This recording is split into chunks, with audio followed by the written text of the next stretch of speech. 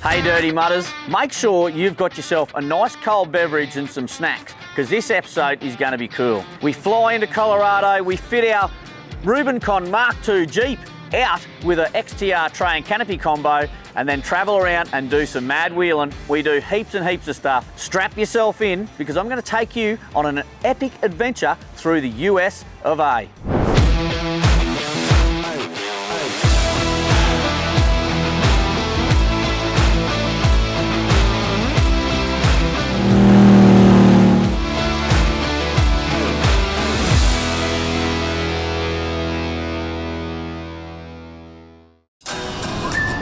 Wow, have a look at that view. Stunning. The snow just up there. You've got green grass down there. You've got the meandering river stream from all the melted snow running down there. This is absolutely spectacular scenery. If you're ever in Colorado and you want to do this Wolf Pass, make sure you do it. And this time of the year, with the snow melting and the rivers running, and oh, I'm speechless, really.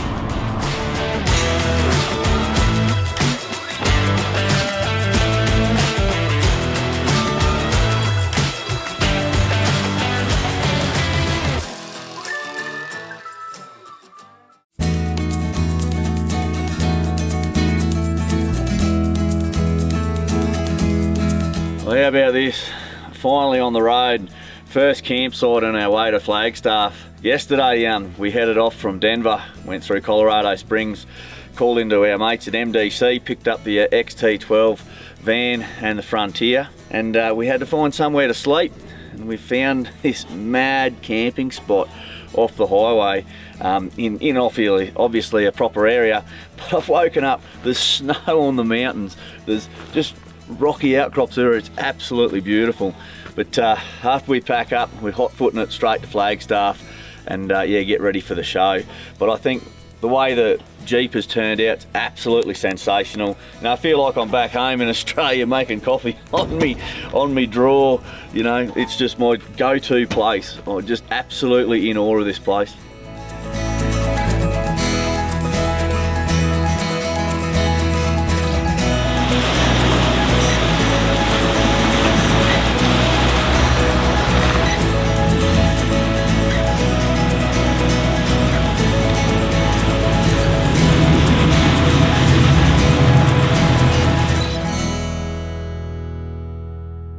Well, we were just over at a service station here in, what's it called? 𝗬𝗢𝗨𝗟𝗏. Means? It's Ute Indian for land of blue water. Land of blue water. Now, we looked across the road, and here we've got Gillette's trading post and the Jeep Rescue League. How amazing is this? So we've called in here, and Terry's been lovely enough to take us around his collection. Now, inside is absolutely next level, Terry's been telling me, so I can't wait to get in there. Just outside alone, the rescue of all these Jeeps, instead of them going and getting crushed, I mean, it's amazing. The history that you've saved is sensational. Well, this is an actual World War II MB, 1945, kind of outfitted just the way they would run with. And if you want to see extreme, that's inside. That's like a 24.5 ton GBM truck in Australia.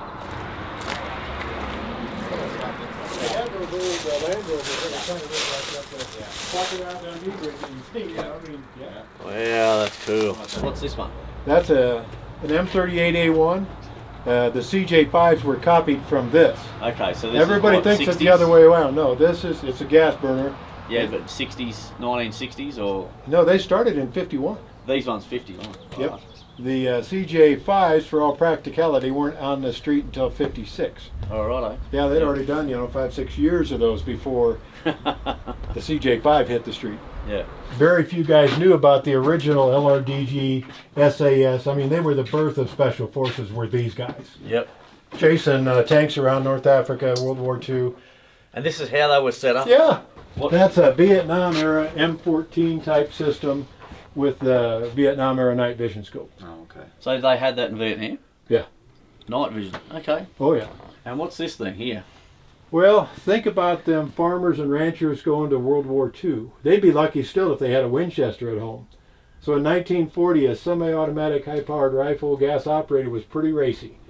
And the guys could barely read. If you give them a manual, they're still not getting it. If you showed them what everything did, I mean, they weren't stupid. They just didn't see it. And everybody really does better with visual aid. That is just a... It's 5-to-1 scale of an M1 Garand rifle. Wow. See, that's what that tire came off, was that plane. Okay. Wow. Yep, that's about what I figured. One of the few still flying B-17s. Yep. Yeah, they're huge, eh? Well, they're more dangerous and kill more people, don't they, than bears? Oh, yeah. Yeah. They're ornery. About the only time the bears were really dangerous is kind of when they're coming out of hibernation. If they didn't get enough to eat and they're out early, that's because they run out of supplies inside. They're kind of just, they're big and they're not too they don't have a lot of patience, and then if you run across one with a baby, they'll territorial. They'll just charge you. Yeah. But that's just a black bear. Yeah. But that's still huge. Well, That's they're pretty small 5 one. times stronger pound for pound than a man. Yeah. So even a little bear Yeah. can toss you across a lot like a tinker toy. And that one's not too big. Well, actually, we couldn't that's- find the right form for that one. That was actually about 350 pounds, which is pretty good size for a black bear. Yeah. But it was real long and slender, and they couldn't find a form to stretch it around it. So Thanks, Terry. You bet. Really appreciate you. Terry. enjoy visiting with you. Great. That's one of the I best tell ya. parts, is just swapping war stories. I can learn as much as I can teach. You know, nobody knows it all. No. That much I know for sure. But Well, I tell you what, it's an absolute credit to you with what you've saved so far. And next trip when I come over, hopefully July, come back and see any more trinkets that you've got then. yeah, So- I'll see them around. I'm going to a big show this weekend up in Greeley. It's more of the weapons kind of stuff, but it's a collector show. Everything there is good. You don't have all of the garbage promotional stuff. It's all vintage, old stuff. Yeah. So those are the ones I really live for. Well, it's an absolute credit to you. The collection you've got now is just next level. No, I used to think I was some big until I went to that museum in Du Bois. Amazing. Yeah. So if we go north, we're stopping there. It's All amazing. right. Yeah. All I'm right. a big fish in this pond, but the ocean is up there in Du Yeah. Bois. That's where the really big fish is at. Well, we're right. never going to make the trip, Okay. so we're going to have to get rocking and rolling. That's right. Time to hit the road.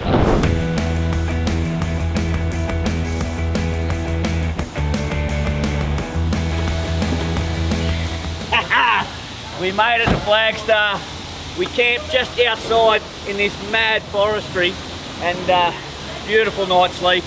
But we're here now. Going to give the old Jeep a tub and get ready for knock-in at the Overlanding Expo West. But have a crack at these mad rigs. You got a MOG. I think that's an F truck. You got another F truck. We got F truck, Ram. This place is off its head. I cannot wait to show you more around the expo. You have a look at our little rig compared to this. These guys are going to be blown away. They can go camping and then go wheeling in Moab and still have their full setup on the back. You can't do that with one of these, but I tell you what, I'd love to cruise around America in one of these. That is absolutely sick. Or Australia, because I could just sit back in my jacuzzi in the big rig while watching a sunset or something like that by drinking a beer. Well, instead of me ogling all these mad rigs, I better get stuck in and start cleaning this thing up.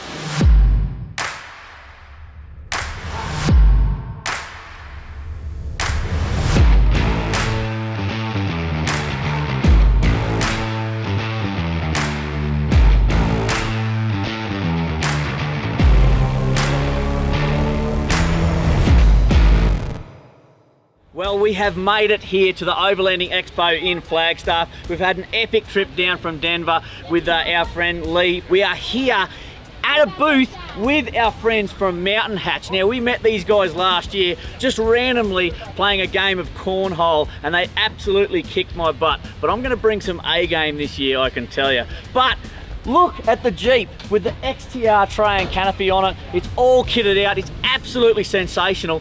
And I'm looking forward to the next 3 days because I'm going to cruise around the whole expo seeing what the American people are doing in the overlanding space and maybe bring some ideas back to Australia. I'm absolutely frothing. Check out this sexy white Jeep Gladiator Rubicon. I tell you what, it's only going to get sexier because we're going to turn it into this mad weapon here. Tell you what, guys, jump on that link below and get yourself in the draw today.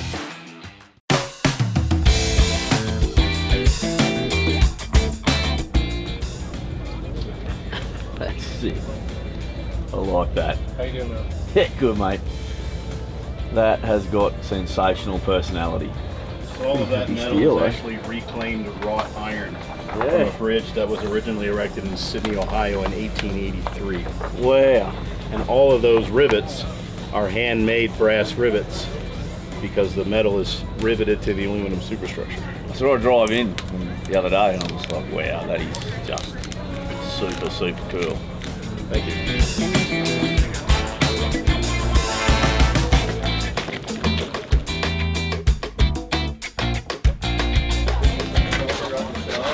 Okay.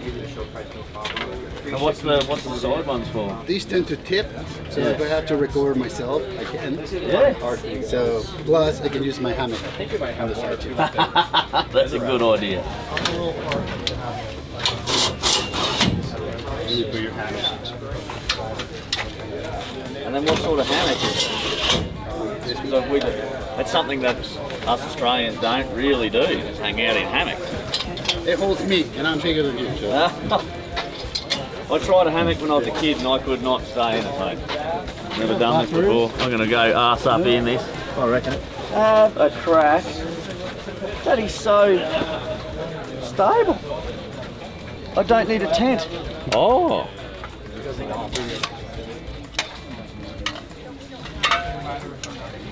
What do you usually use that snow for? Like that shovel for? Snow there to put out the fire Yeah. or whatever. Dig on the sand. Yeah. Digging the sand, yeah. How mad is that? Mate, it'd be probably my favourite truck here. Well, I appreciate that. My favourite one at SEMA. That means a lot. Thank you. Cheers, mate. See ya.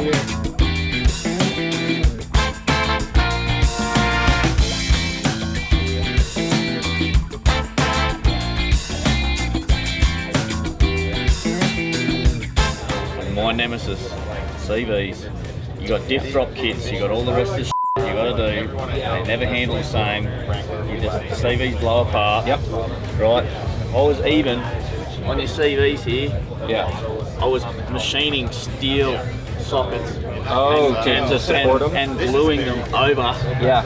And then I was snapping shafts in here, and then, as you would know, they got an intermediate shaft out to the other side. I started snapping.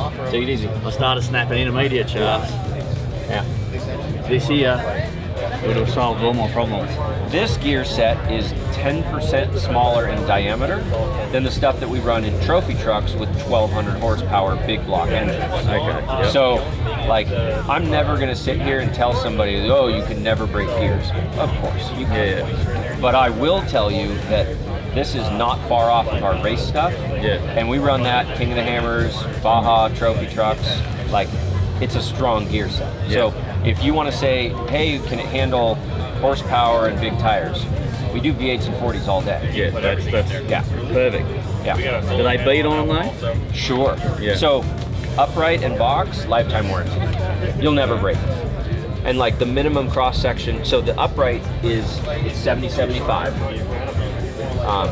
which is essentially the same strength, same tensile and yield as steel. Yeah. They're really strong uprights. That's not going to be your weak point. No. I was just worried about the gear set. No. That's a game. The changer. gear set that we have in there, I know for a fact is strong. Yeah. You're not going to be going out like, tiptoeing around because you're hoping you don't break a gear. That's not a concern. And are they geared for factory, or can you gear them down to run the bigger tires? So this right here, I run a factory ring and pinion in this. Yeah. This is a 1.22 gear reduction. Yep. So the whole concept, I'm a fan of keep the stock, right? So the Tacoma comes with a 30-inch tire. If you take a 22% larger tire, it's a 37. Yeah. So the transmission and shifting and everything is stock on this. Yep. Because But this you can run a 37 though. you run a 37 and it puts you back to stock. Yeah, that's exactly what you want. Right. Because you know, I make a 2-gear portal for rock crawlers at a 1.8 ratio. I make a 1.45 and a 1.63 for the race trucks. This is a 1.22 because we designed it specifically. All you're trying to do is re-gear the truck back to stock. So like on a Jeep, they come with a 32-inch tire. What's a 22% larger tire? It's a 39.5. So all you're doing, put it back to stock. Yeah. I tried that with diff gears, but I didn't run the right brand of diff gears and just shattered them. And the other problem with going to like the deeper ratio in the diff is that ring or that pinion gets smaller. Gets small, right? So, dude, a 391 pinion is really strong. Yeah. It's a whole lot better, and everything inside the portal sees 22% less torque. Yeah. So you're putting less torque through it, and you have a stronger ring and pinion.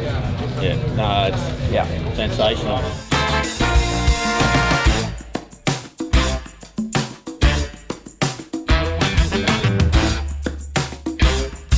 Versus Australia, yeah. Team Australia, Team Australia, Team Australia, Team USA. Who else? Team USA. And where's Brad? Let's go, Dad. Come on with it. Come on, big Brad. Come on, Dad. Let's go.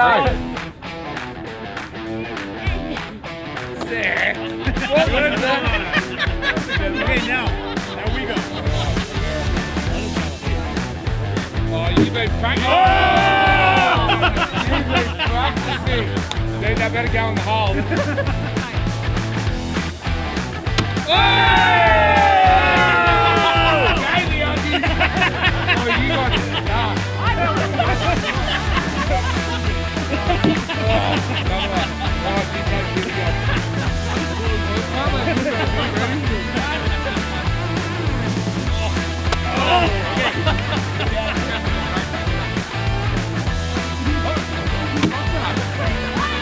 Over here.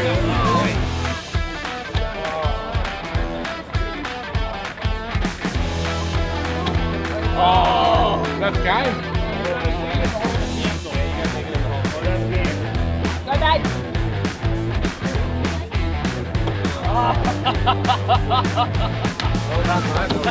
Well done. Come back and play again, okay? All right. Everybody, You guys, everybody neck 2 beers, we're going to have a pub fight. Nice meeting you finally, dude. Seriously. Oh, that was awesome. Yeah, that was awesome. Oh, we'll come back home, man. See you guys around. All right. Well, Australia failed. Justin's had to run off to the bathroom. But anyway, tomorrow's another day. So we've got Fred from Mountain Hatch and we've got Greg from Mountain Hatch. We're sharing a booth with these guys. They're absolute legends. So if you want some food grade chopping boards, absolutely check these guys out and you'll post them anywhere, won't you? Yeah, absolutely. Yeah. Absolutely. We're having a good time with these guys over here. So. But what we're really excited to talk to you about is that this is the new Tacoma, and apparently it's 4-cylinder turbo petrol, but it's also battery operated as well, like obviously hybrid spec, like a Prius, I would say. Yeah. What are your thoughts on that? I think it looks really good. I'm stoked on the suspension. They gave you actually a little bit of an upgrade when they did the front, and I'm excited. It's a 4-cylinder turbo. I think that's really cool. I don't think that's been done yet, so that's awesome. I think Toyota did a really good job right out of the box for a vehicle that you can buy and hit the trails same day. Yeah. So Absolutely. Yeah. They really haven't done that yet. We'll see how it does. So, yeah. So they've got a slightly different chassis though to the older Tacoma. Yeah. The older Tacoma was a C-channel chassis. This looks like a full box section, and it's coil in the rear. Yeah. And to me, chopping cars and all that sort of stuff, it actually looks really similar to a 300 rear end. So what we're going to do is apparently there's a Lexus 300 over in a booth over here. So we're going to go and check it out and film underneath and see the similarities from a 300 series to this particular Tacoma and see maybe what Toyota's doing, because hopefully these end up in Australia. That's exactly like the 300 there. The old shifter. Yeah. We have a 2012. It looks exactly the same. The same door panels, Are everything. they a good car? Amazing car. Great car. Amy has Good like wheeling car? Oh yeah. Oh frick! They It's go one of anywhere. The 400s are in the top. And Amy's in has the US A-track, and so it'll actually smart traction control technology to where if you lose traction without lockers, it'll apply traction. It's constantly to the tire. gripping depending on what your surface is like, and you can't get stuck in them. Yeah. It's insane. And LSDs in them? Yeah. The new 300 got an LSD, and that changed it. Made them way better than a 200. Yeah, and the traction control. They haven't changed this on purpose because it's really hard to make it better. They came out with this, I believe it was 2012. And the fuel economy is not it's not horrible, it's not amazing, but Amy still gets like 23 miles to the gallon. That is really good. And it's got 33s on it, and it's lifted, and it does great. Yeah. Drives it every day. They should have brought this in instead of the Prado. Oh, that would have been way better. When these are built, they look insane.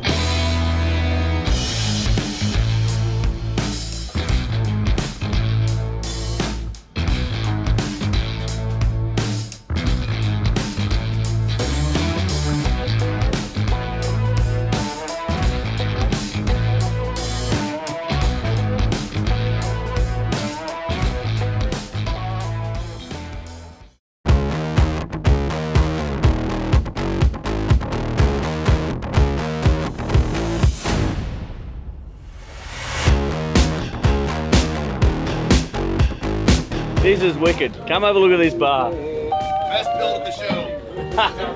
So, they had a spare trailer, so they went and whacked some fence palings off their fence at home and actually made the bar. Have a look at this. The cool cups, you know, all sick like this. Beer on tap. Now, I want to know, should DMW make a trailer like this and take it to all the 4x4 shows in Australia? Sydney, Melbourne, Brisbane, wherever. Let me know, because I'd be dead keen to make something like this. So, as everyone's aware, Jeremy, who's behind the camera, that's sometimes in front of the camera, is ex-Army and loves everything Army. Now have a look at this. I reckon that's a 50 cal box. Do you like that, Jeremy? That's cool as.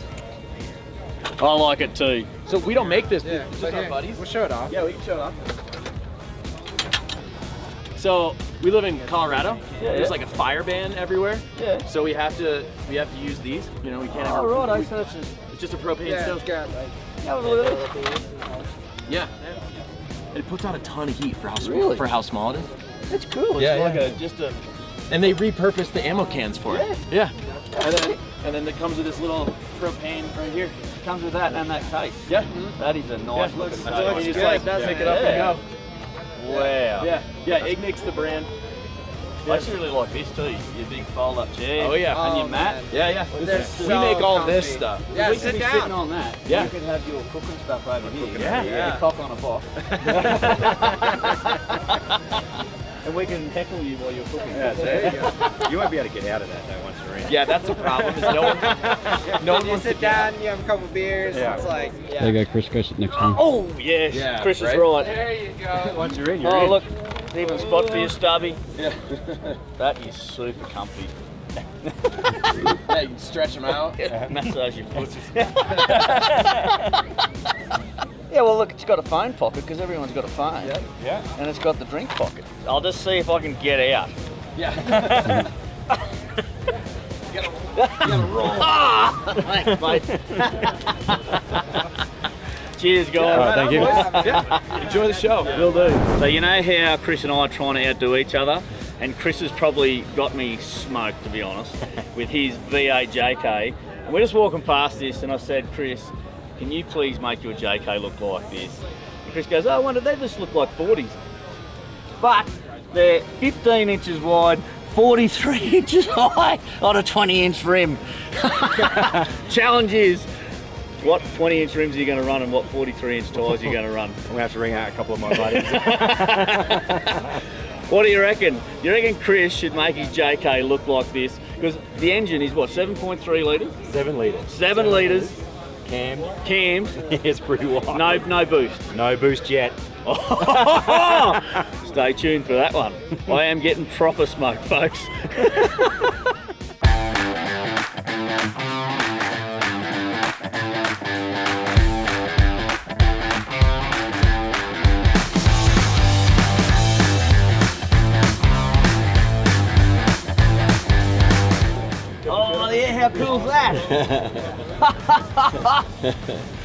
Have a go at this. You break stuff on the track, you can weld it up. Yeah. But I don't think there's anything like this in Australia, is there? There's no one makes them in Australia. No. And like to import them, like I wouldn't probably want to sell them. I'd probably want to have 4 or 5, and then I could have one on my old cruiser and then one on other stuff. You'd be surprised. Yeah. I mean, I had this company for 27 years. I had more fun with this damn thing. Thank you for your time coming over. Well, you guys have a good one. So Chris, what's your favourite part of this section of the show so far? What have you seen? Oh, some pretty cool stuff. I think, to be honest, the shots at the bar. Where our lava box. That was pretty good. Yeah, where we introduced him to a new Aussie drink. Yeah, that's right. Oh, mate, Overland Expo. It is 30 part Aussie, 70 part American. Yeah, we're taking over, man. We are. Yeah. That's it. Wait till we get over here and do some wheeling. We'll take over the trails. Yeah, we will do too. They love us Aussies because we're a little bit madder. We take a few more risks and we are more remote when we go in Australia, so we're more prepared for being stuck out there for longer periods of time. Where these guys, you know, they go 50 miles and they're a servo. Yeah, exactly. And they've got a lot less restrictions on their vehicles, so they can trailer it like wild builds. But we want to make ours a daily within restrictions, so we got to wheel hard our dailies. Yeah, absolutely. You know, and I think Australian people do an absolutely sensational job of that, keeping it within the regulations mostly, and hitting some of the hardest tracks you've ever laid your eyes on, you know. These guys over here, everyone you talk to, they just say, oh, you guys are mad. We try. Yeah, we do try. Look, this place is, if you haven't had a chance, come over to the US, check out Overland Expo. It's amazing. It's a party all weekend. Lots of cool things to see, but come do some wheeling. You're going to do some wheeling soon, right? Yeah, we're going wheeling, but I tell you what, cornhole, Chris and I, you know, we're to be reckoned with. That's it. So anyone out there want to challenge us to cornhole, we're in.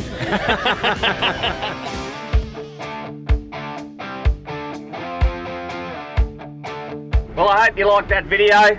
Make sure you hit subscribe or you're going to get bogged.